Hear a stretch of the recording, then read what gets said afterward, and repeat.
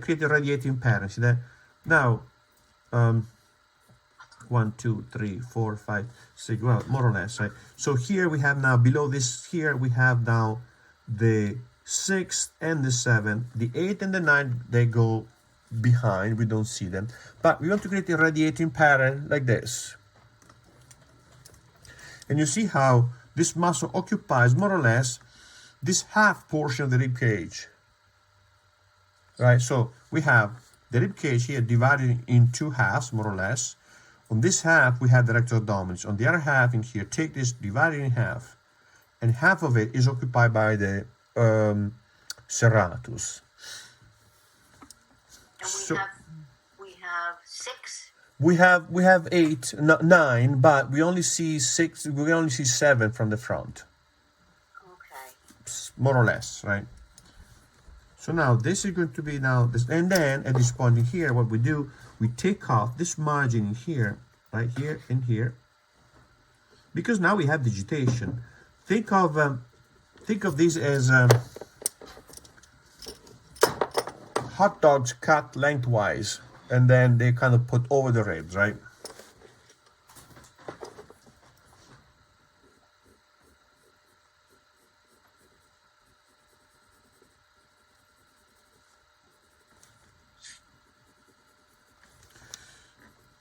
This is a schematization. In reality, when we get to the upper portion of the rib cage, the serratus does strange turns but we don't need to know that, right? Because this part is going to be covered by muscle, so likely when we don't see it, right?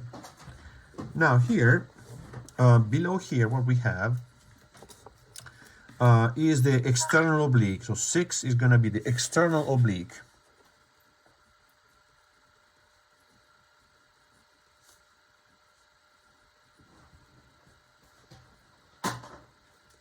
External oblique, right? So external oblique, if I say external, it means that I have an internal, right? In fact, in this area here, I have external oblique, internal oblique, and transversus. But we're going to focus only on the external oblique, right? They are basically these 3 muscles at the waist are going to be different layers of muscle like this, right? Different 3 layers with fibers of the muscle directed different angles, different direction. But one on top of the other, like lasagna. 1, 2, and 3, right? Very thin though, right? Very thin. So now, where is this muscle? The external oblique starts. Origin is at the 5th rib here, and then it goes down along. So from here, the 5th rib, right, basically at the same level as the top of the rectus abdominis.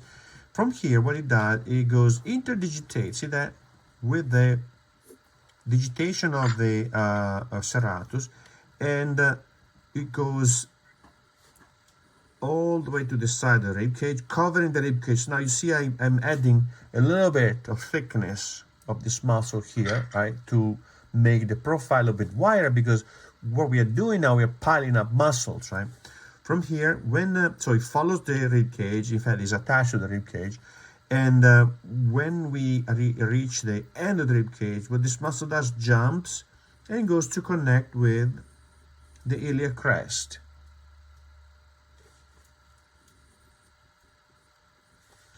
So from here, right, this muscle, what it does is goes down along the iliac crest, get to the tuberosity, to the anterior superior iliac spine, it goes past that, right, and then not much, and then it turns up and goes up parallel to the rectus abdominis to go back to the 5th. So in here, this is called semi-lunar line. I have tendons, so there is some space between the external oblique and the rectus abdominis. So I'm going to erase now the rib cage, right?